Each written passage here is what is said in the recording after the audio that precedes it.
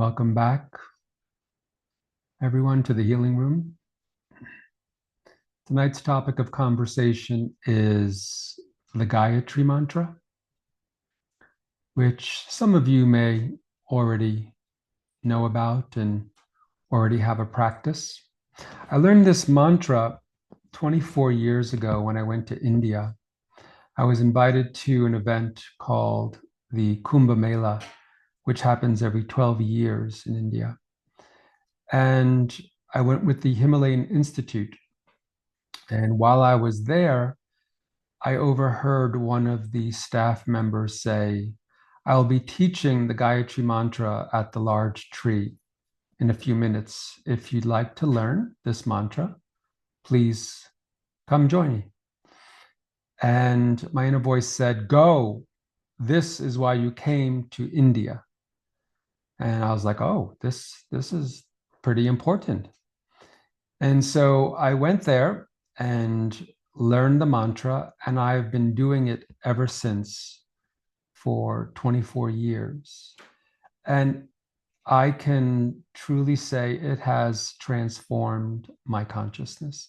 It has been one of the most significant tools in my spiritual toolbox for healing, integrating, clearing samskaras, allowing me to see what's in the subconscious mind that needs to be integrated.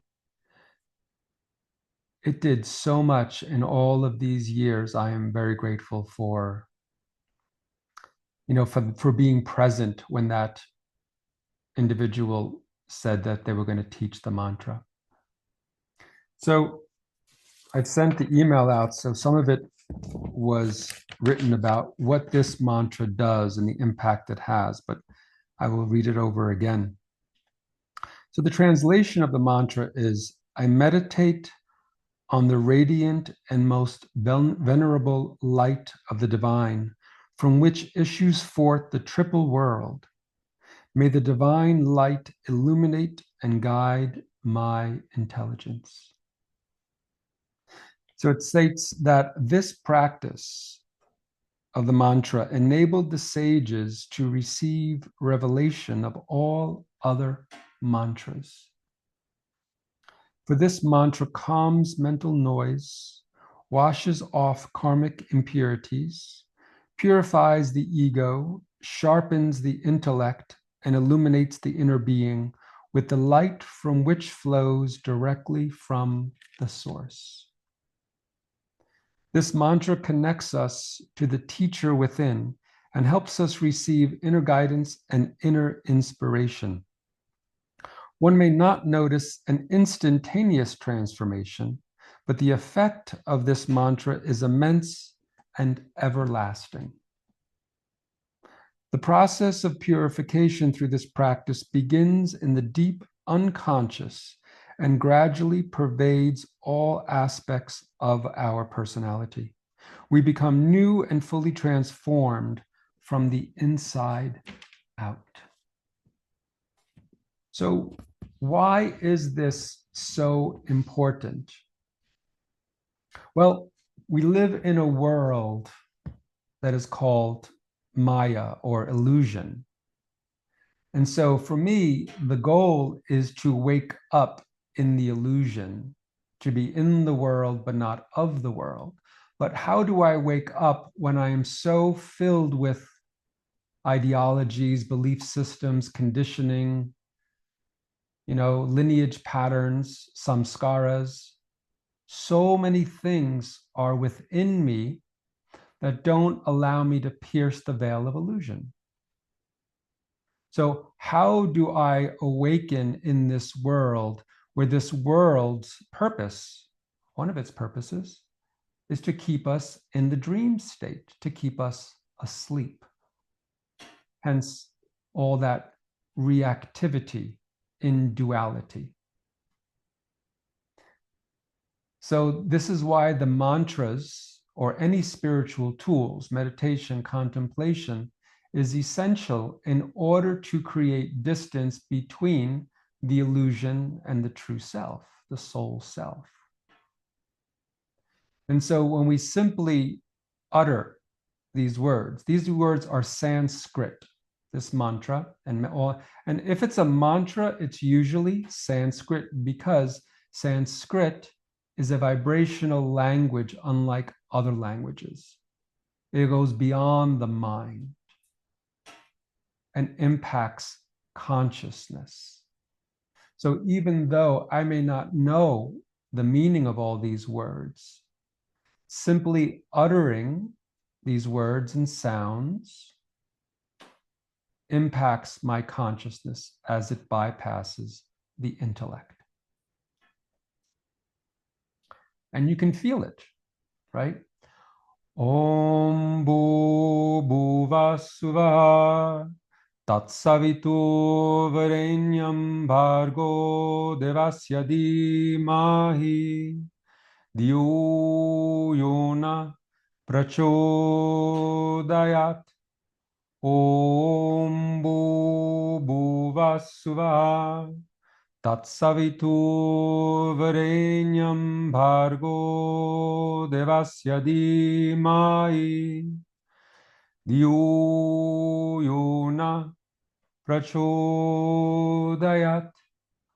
Om Bhuva Suvah Tatsavitu Varenyam Bhargo Devasya Dhimahi Dhiyo Yona Prachodayat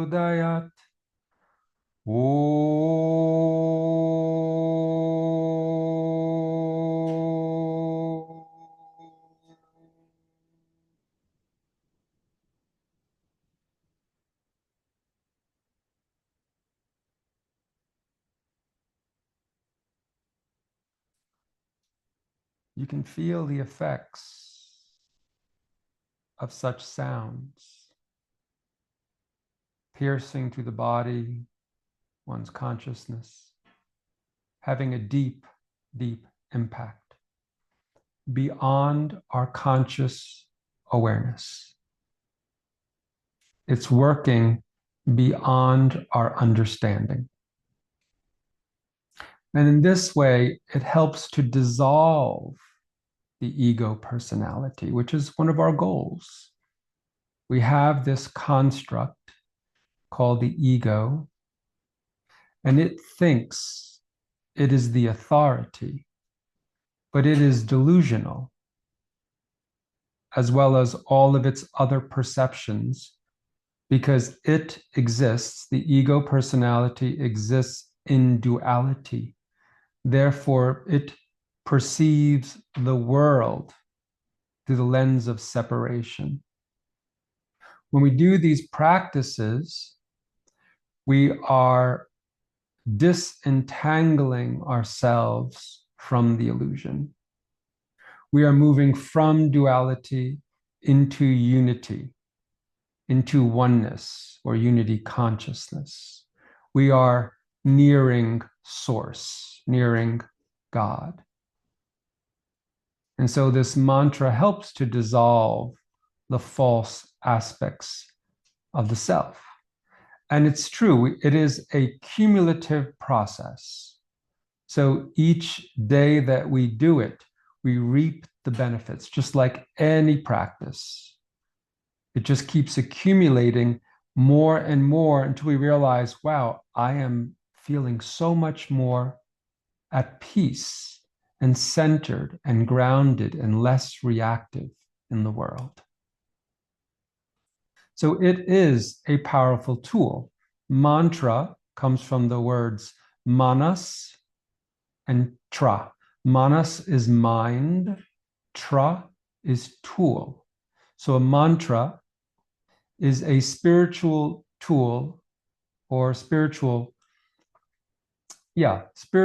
tool that facilitates the balancing of the mind and the raising of the consciousness of one's being.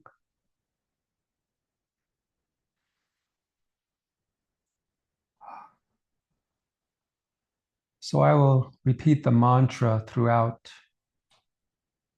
this evening so that you can feel the profound effects. Om Bhuvasuva Tatsavitu Varenyam Bhargo Devasya Dhimahi Dhiyo Yona Prachodayat. Om Bhuvasuva Tatsavitu Varenyam Bhargo Devasya Dhimahi Dhiyo Yona Prachodayat. Om Bhuvasuva Tatsavitu Varenyam Bhargo Devasya Dhimahi Dhiyo Yona Prachodayat. Om.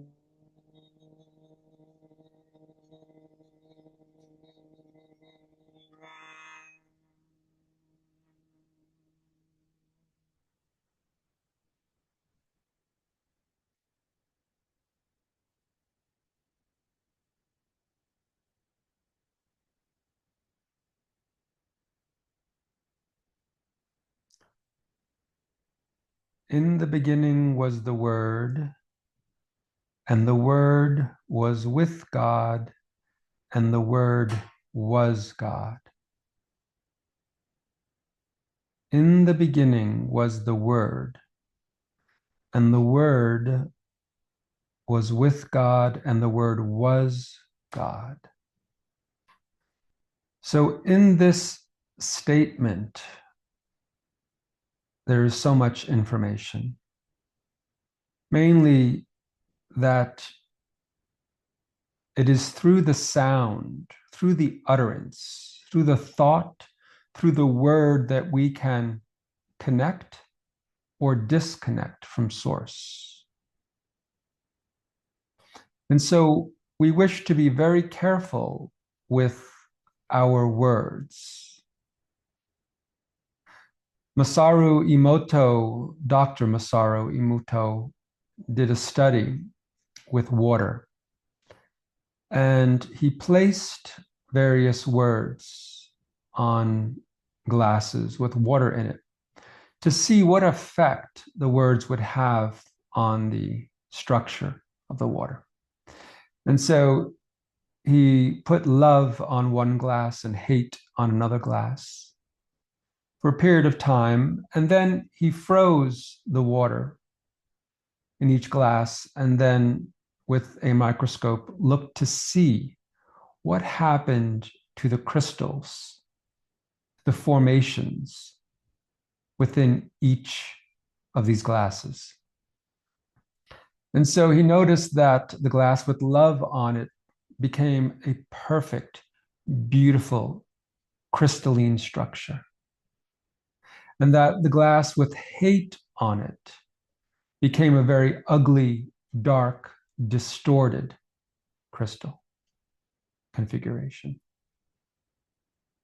And so right there, we have proof that what we think, say, speak, vibrate, the frequency that we vibrate at is creating reality. That everything is happening vibrationally within us because we are mostly water, and we are vibrating that water within us through our words. And then since we're vibrating at a certain frequency and the external world is simply a reflection of our inner state of consciousness, we are going to receive whatever we are putting forth vibrationally. So the world is simply a mirror of our inner state of consciousness. So if we don't like what we're seeing, we need to shift our state of being, our state of mind, our thoughts, our presence.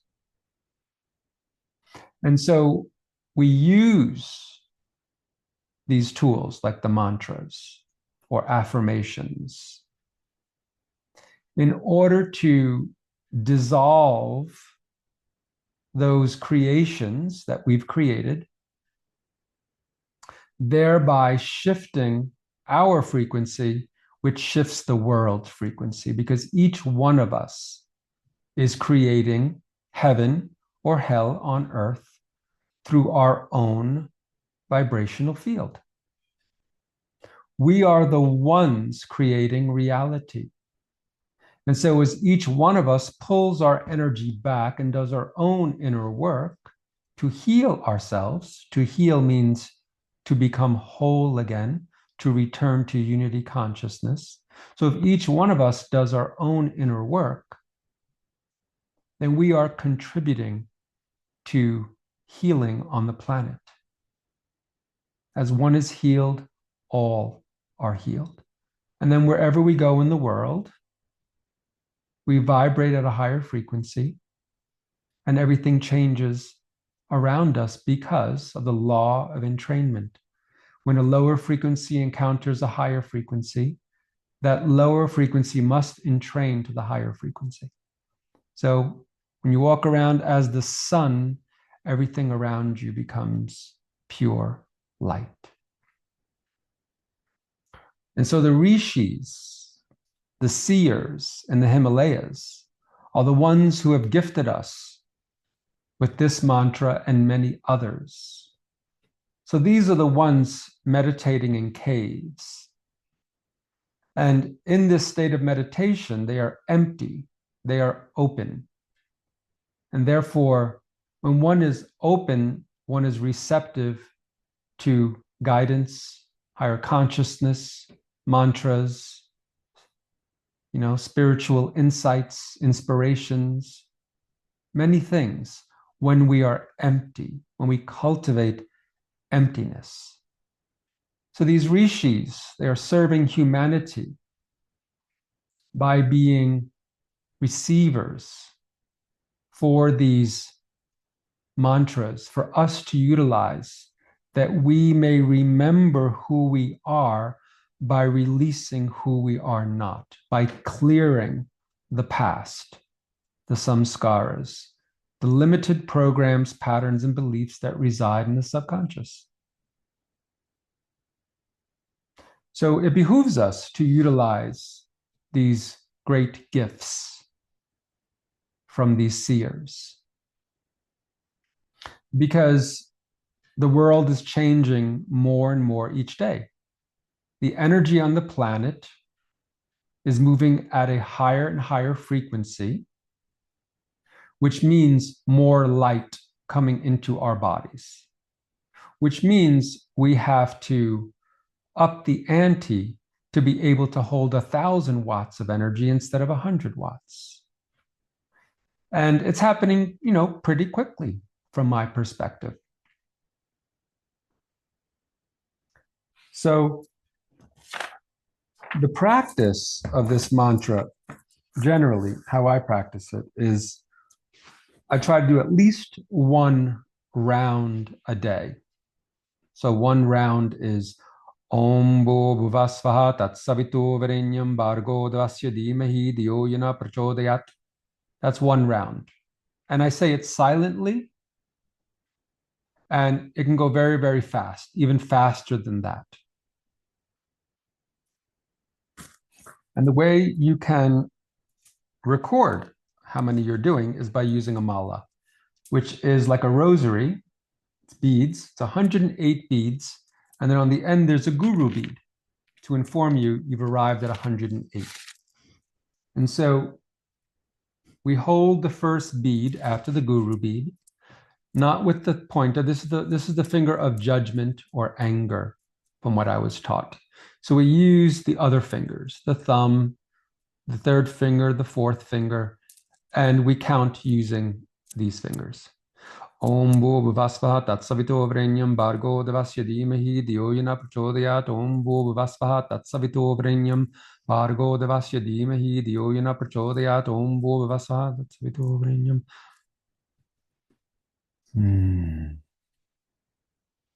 And then sometimes naturally it wants to go slower. And when that happens, I feel like we've hit something that we're working on. And so I allow it all to slow down and then allow the mantra to run its own course the way it wants to. And then it sometimes just speeds up on its own again. So we think we are uttering the mantra, but it's actually the mantra is playing us. It's doing us. So even though the mantra was given to me, my inner voice said that from lifetime to lifetime, the mantra follows us. So if we're called to a particular mantra, chances are we've been doing it for lifetimes. And so we're basically stepping back into a vibration that is very familiar to us, that we recognize. And it is taking us to the next level of consciousness because it probably took us as far as it could in that lifetime. And so we are continuing with this practice from lifetime to lifetime to lifetime. And so even at night before going to bed, I begin the mantra. I generally don't finish it because I fall asleep, but I like going to sleep with the mantra because then the mantra takes me into dream time. So I am continuing the mantra in my sleep. And then when I wake up, I'm hearing the mantra when I wake up. So I go to sleep with the mantra and I wake up with the mantra. I also, throughout the whole day, I will utter the mantra internally. So the practice can be internally or externally. Depends on what works for you. And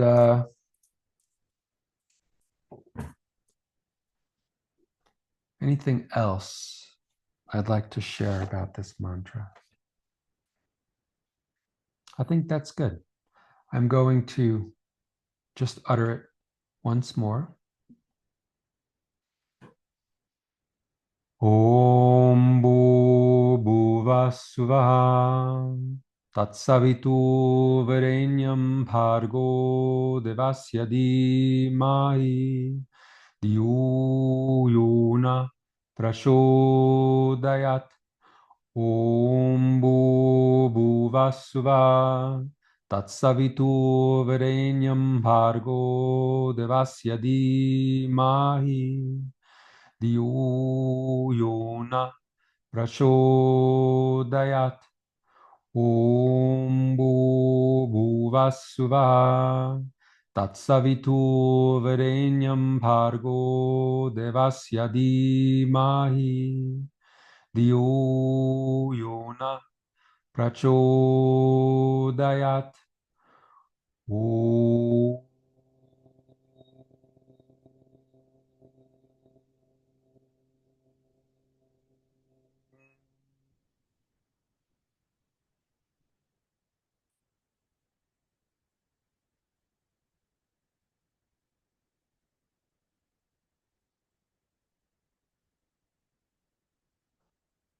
There are numerous channels on YouTube that you can watch that are saying the mantra over and over again.